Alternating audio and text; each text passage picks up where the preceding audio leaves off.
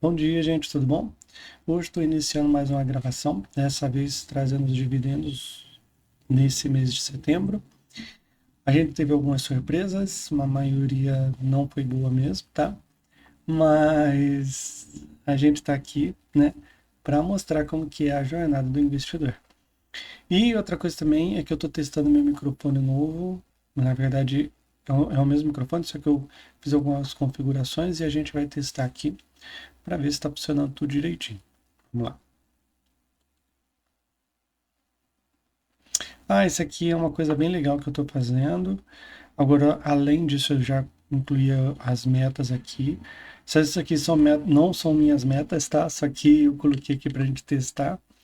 E aqui ele já está começando a refletir no planejamento, né? Então, eu tenho que fazer alguns ajustes aqui, mas é legal porque já começa a ver o impacto aqui na linha, né? Mas isso aqui é só a novidade para quem vai fazer o planejamento mesmo comigo, tá? Mas é legal porque tá ficando cada vez melhor, né? Vamos começar do início, né? Minha carteira não tem muita novidade, eu não fiz muita movimentação, diferente de agora de outubro, que eu acredito que vai ter bastante coisa acontecendo. Tem uma coisa que eu ia comentar também, é que saiu a MP. Saiu não, tem a MP, né? 1303. Eu estava até com esperança de ela caducar, ela perder a validade ali.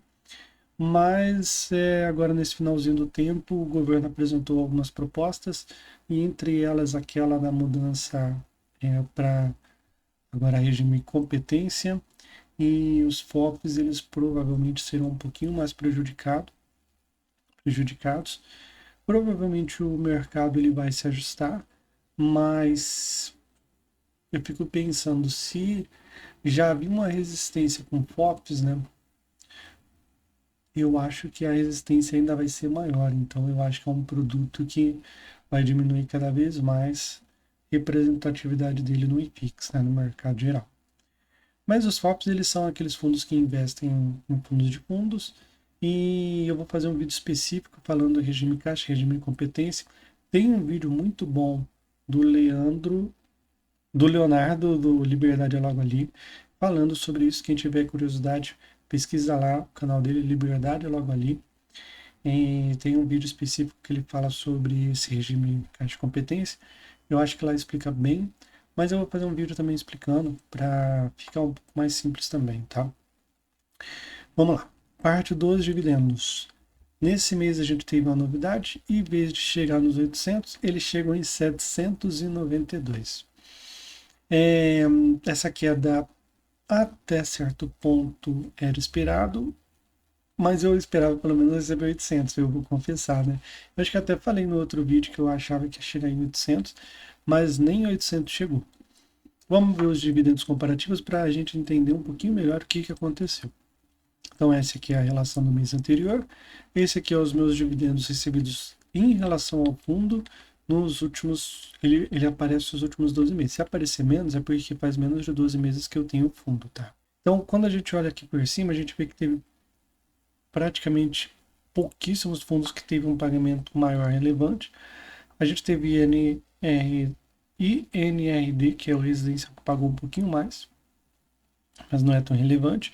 E o BTLG, que pagou também um centavinho a mais, também não é relevante, né? Mas no ponto de vista negativo aqui, a gente teve muita surpresa. Então, vamos lá, vamos começar. O primeiro é o TEP, tá? O TEP ele pagou um pouquinho menos, 18% a menos do que ele tinha pago no último mês, mas era já esperado. Ele já tinha dado guidance falando que ele ia pagar um pouco menos nesse semestre. Ele ainda segurou mais um mês por causa que ele trocou o administrador, e aí o regime dele deu uma alterada. Aí tem um descasamento ali, eles explicaram em live. Normal, tudo dentro do esperado. A gente já esperava mesmo um rendimento nesse sentido, né? Vamos dar uma olhada aqui. Cadê? Aqui os resultados.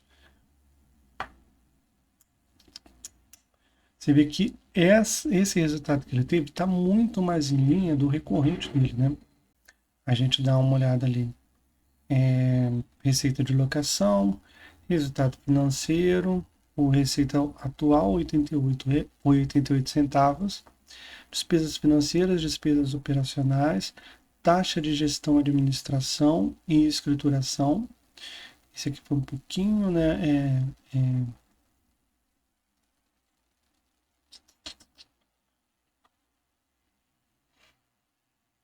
12 centavos, despesa total 20 centavos, então o resultado que ele teve foi de 68 centavos, ok? Isso é muito mais em linha com o recorrente dele. Ele ainda utilizou 6 centavos do resultado que ele tem acumulado, né? Ele tinha 56 centavos e acabou o mês com 50 centavos de resultado acumulado não distribuído, que ele pode utilizar para compor ali a distribuição. Tudo normal até o final, até o comecinho ali do ano que vem, o guidance é que ele continue nesse 74 e em março venha uma distribuição um pouco mais elevada em resultado de venda de ativo, né? Vamos seguindo aqui. Então, no caso do TEP, não tem muito perca de fundamento, alguma coisa nesse sentido. A RSAT pagou um pouquinho menos, mas nada muito relevante, de 1,05 para R$ 1. Tá? Aí a gente tem o CACRE pagando realmente 18% a menos. Então ele estava pagando, chegou a pagar 14, pagou 11 e agora pagou 9. E o principal detrator no caso do CACRE foi a inflação que está vindo cada vez mais baixa. Né? A gente teve deflação e realmente prejudicou um pouquinho as receitas dele, tá? Então, esse aí não tem muito o que fazer, ele vai ter um rendimento ligado com a inflação. Quando a inflação vem baixa, o resultado dele vem baixo. Daqui a uns 2 meses, provavelmente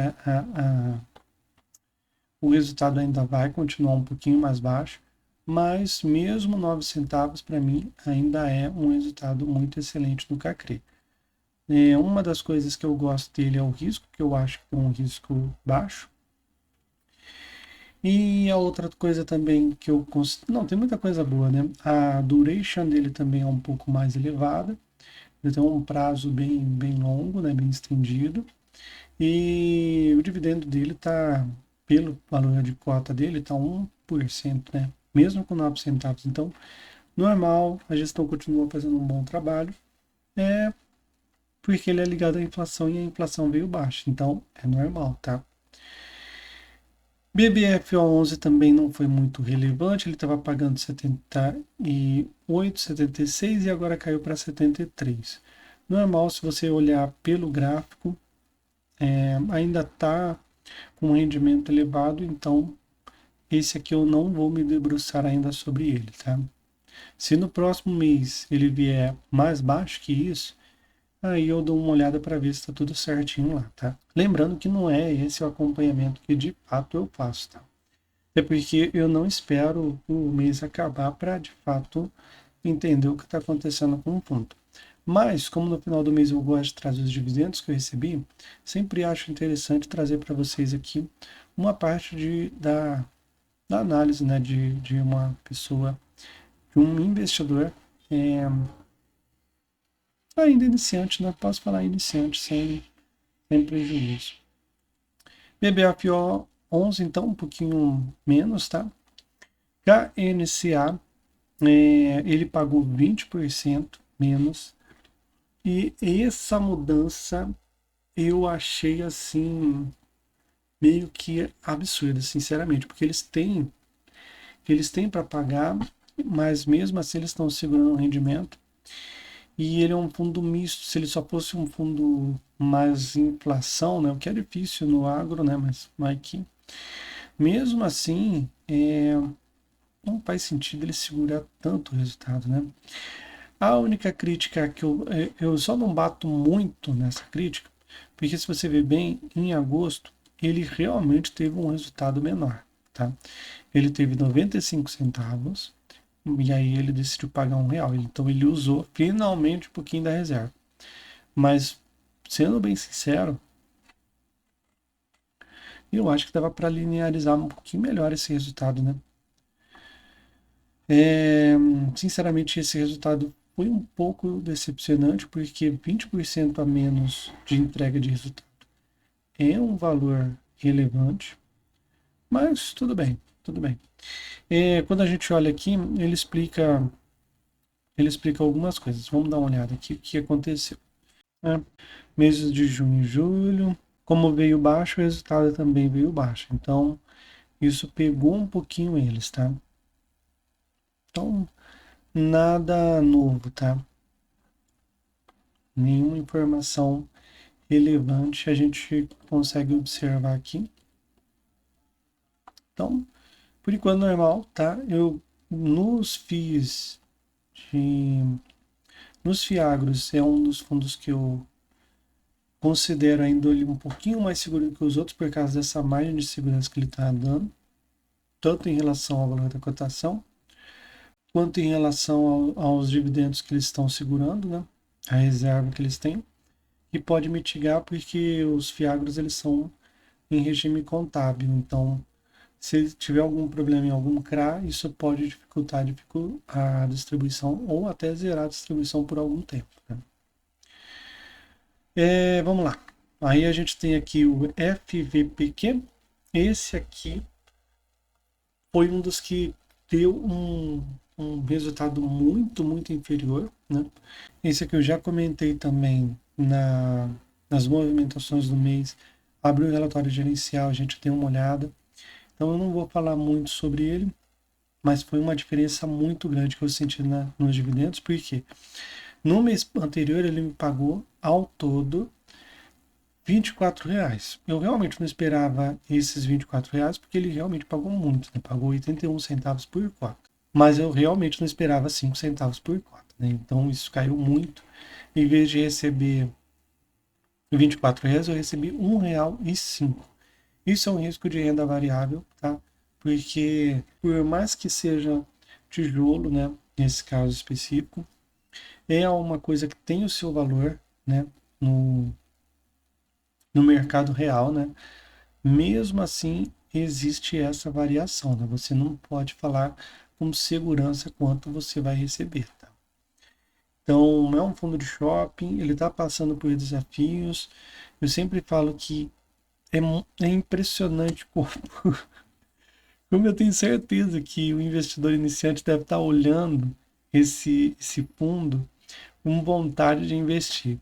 Mas, sinceramente, esse é um fundo que eu acho que não é para iniciante. Não, não tem necessidade de se expor a esse risco aqui. Mas, eu, começando agora, eu acho que não vale a pena, tá? Eu não posso fazer indicação de ativo, tá? Mas é um fundo que tem os seus riscos e tem outros fundos aí que estão pagando muito parecido, né? É, ou até mais e não tem esse desafio todo. Mas o mais importante que ele traz aqui no relatório gerencial é isso aqui, cadê? Eu já trouxe no outro vídeo, mas vou trazer de novo. Desta forma, para preservar caixa e postergar eventual necessidade de emissão, a gestão optou por reduzir o patamar de distribuição até que tais valores sejam provisionados por completo, que deverá levar mais 1 ou 2 meses. Posteriormente, com base no orçamento aprovado, o rendimento deverá ficar no patamar entre 50 a 60 centavos, cota até dezembro de 2025. Então, o próximo mês vai ser baixo. Novembro a gente ainda não sabe. E dezembro ele volta para os 50 a 60 centavos. Uma pena que ele não dá um guidance um pouquinho mais longo, mas a gestão tá começando agora o processo, né, a gestão lá. E eu já gostei muito do relatório gerencial deles. Até comentei alguns pontos de atenção, né, que eu achei que valia a pena no outro vídeo. Quem que tiver interesse, depois vê os livros de movimentação da carteira de setembro, tá bom? E por último tem o PLCR. Esse aqui foi interessante, porque ele me pagou um pouquinho menos, normal. Até aí normal, tá vendo? Ele pagou 1 centavo a menos.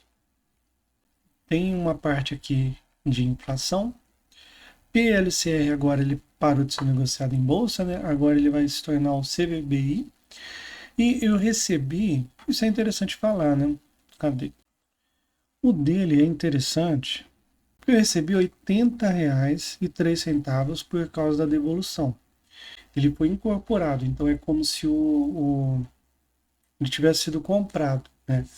E aí a diferença do valor, né, que foi pago, né, que foi pago com cotas, né, do CVBI. Então agora eu vou ter as cotas do CVBI no lugar do PLCR. Depois eu tenho que fazer um ajuste ali. Então eu tenho que trocar. E como o valor ainda tinha uma diferencinha, eu eu recebi R$ 80 de devolução. Se eu colocasse como dividendo isso aqui,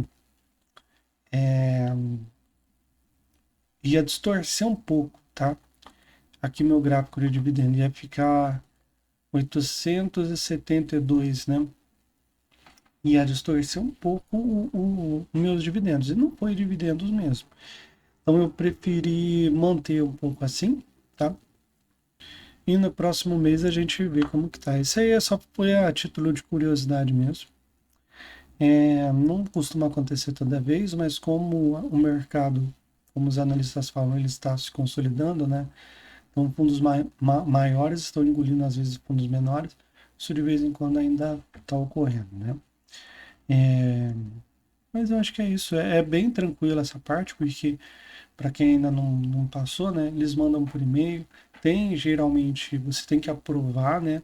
A não ser que já tenha alguma aprovação nesse sentido, mas eu acho que nenhum deve ter. Você tem que aprovar, porque o cotista, ele é soberano, né? Ele que meio que manda, né, no fundo. Então, no caso, eu lembro que teve assembleia nos dois, né, do PL, teve assembleia no que ia incorporar no CVBI. Foi aprovado, tudo certo, bola para frente, vamos que vamos, tá? Gente, eu acho que é isso, não tem muita novidade. Tem mais uma coisa que eu estava esquecendo de falar, que eu acho que é importante. É que tem essa MP aqui, 1303, e traz muita incerteza para quem está investindo em fundo de investimento imobiliário. Está um momento um pouquinho mais complicado. Se eu não me engano, eles têm até dia 8 de outubro para verificar. Aí eles querem colocar lá agora, né, que o LC e o LCA tenham uma alíquota de 7,5, né, mas pelo menos os FIIs e os FIAGROS vão continuar isentos, né, isentos da mesma forma que seguem, né, porque de fato ele não é isento, ele ganha isenção se tiver mais de 5 cotistas, tem umas regrinhas lá, mas então essa parte é uma parte mais técnica, mas que o iniciante realmente não devia se preocupar muito em relação a essa parte da isenção dos FIIs e dos FIACs. E eu achei bem legal esse texto aqui do Otmar Schneider, quem quiser depois pesquisa, vale muito a pena. E aí ele fala que, né, mas o que fazer em caso de tributação? Porque ele fala que em algum momento, provavelmente, os fundos serão tributados, né, os FIIs. Aí ele fala, bom, o mesmo que você já faz. O que fazer em caso de tributação, né? Bom, o mesmo que você já faz hoje. Continue investindo mês a mês em busca de aumento de sua renda passiva, com o intuito de alcançar a independência financeira. Foco no que está sob seu controle. Bem legal esse texto. Dá uma segurada no desespero que o mercado está. Tá? E aí ele coloca isso, não se desespere com isso, faça a sua parte e vista para o longo prazo. Investindo ou não, o tempo vai passar. Melhor ter algum tempo, dinheiro investido do que nenhum. Seu eu do futuro vai te agradecer por ser providente hoje. E realmente eu acho que não tem muita opção, tá? Continuar investindo e verificando, né, se essas mudanças, né? O mais importante, eu acho, e o mais relevante para o mercado vai ser essa mudança entre regime caixa e regime competência, né? E eu vou deixar para um vídeo separado explicar um pouquinho melhor, mas quem tiver já interesse, dá uma olhada no canal do Liberdade logo ali. Tem um vídeo específico que ele fala isso, eu vou tentar deixar na descrição do vídeo para quem tiver interesse, tá bom? Espero que tenham gostado. Se tiver dúvida, eu vou deixar o link da matéria também, tá? Quem tiver alguma dúvida, é só deixar nos comentários. Deixa o like. Eu sei que para vocês às vezes não faz muita diferença, mas para o canal faz. ele consegue distribuir para mais gente, né? E a gente vai indo. Por último, e não menos importante, quem tiver interesse em fazer o planejamento financeiro comigo, é, no meu canal lá tem o meu Instagram. É só clicar no meu Instagram, mandar o direct para mim. A gente faz a reunião do Marco Zero, que é gratuita. A gente conversa um pouco sobre orçamento, sobre investimento, sobre várias coisas, né? É, e aí eu faço a proposta lá, tá? Primeira reunião é gratuita, tá? Pode ficar bem tranquilo, eu também não vou enfiar a faca em ninguém. E é sempre bom conversar com quem está nessa direção, tá? É isso, gente. Fico por aqui e vocês também fiquem bem por aí. Tudo de bom, bom final de semana. Tchau. Bom final de semana, bom dia, né? Porque eu acho que eu vou lançar na quarta-feira esse vídeo. Tudo de bom para vocês aí. Tchau.